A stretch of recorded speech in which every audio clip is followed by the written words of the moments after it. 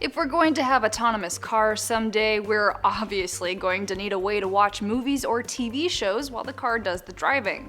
Ford nabbed a patent March 1st describing one way screens in self-driving cars could work, but it doesn't seem like the best way to get the job done. The patent describes an entertainment system with a screen that drops down from the ceiling in the front of the vehicle, and a projector that may also be mounted to drop from the car's ceiling. So it's like a drive-in movie for the interior of the car.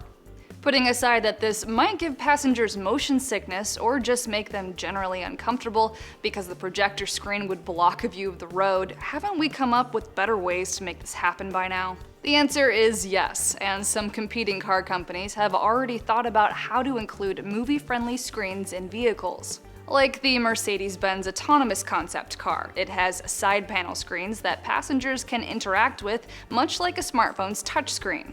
Tesla has also included a huge center console touchscreen in its cars. Right now, Tesla recommends you not stare at it for too long, since you have to drive the car.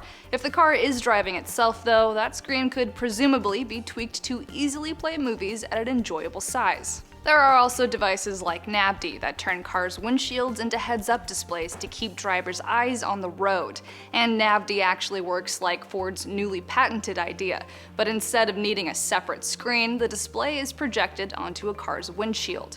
The point is, there's still time before manufacturers really need to start nailing down this technology.